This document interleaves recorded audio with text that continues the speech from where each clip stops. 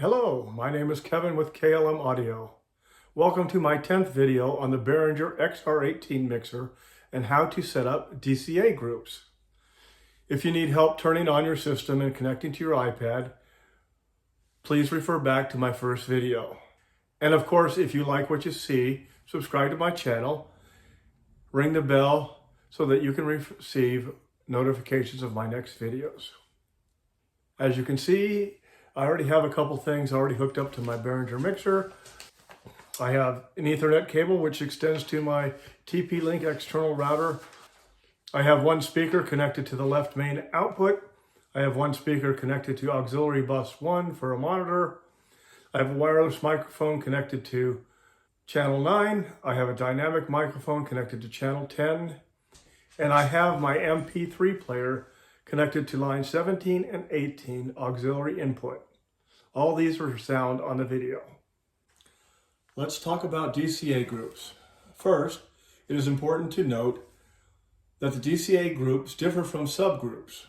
DCAs allows you to adjust the volume of a group of channels and keep their relative position to one another because you like the way that you have them mixed. Say you just want to increase the overall volume of your drums. Subgroups allow you to change the dynamics on all the channels in the subgroup at once. So if we select DCA 1, which I have right next to my first 4 channels, which are my drums. If you need to see how to arrange your channel, see my 5th video on setting up your channel view. Next, we need to add the drums to DCA 1. In this assignment window, we'll select channels 1, 2, 3, and 4. If you look onto each of the channel strips below the solo button, you will see a number 1 showing up, indicating the channel is attached to DCA 1. So if you had your drums mixed already to somewhere you liked, then when you adjusted the DCA, if you had a drummer playing, all the drums would increase in volume at the same time. The second way to select a channel is to select the actual channel, say channel 7, keys left, go to outputs, and in this case, let's select DCA 2.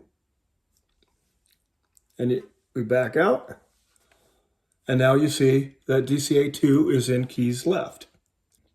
Let's try to do the same thing with channel 8, keys right.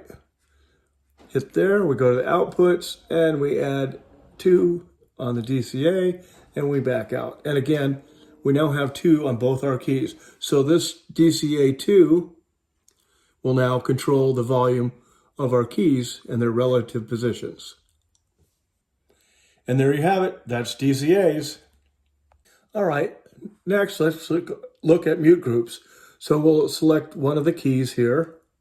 And you can see I already have it selected to mute group 2. You can select it to any one you want, and you can put it in multiple ones. But in this case, we're going to do 2. This allows you to mute several channels at the same time, making it quicker and easier. So let's back out here. And I have my drums in mute group 1. I have my instruments in mute group 2.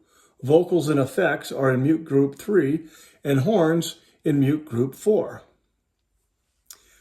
And here are your mute groups here, and I can turn them all off and then turn them all on.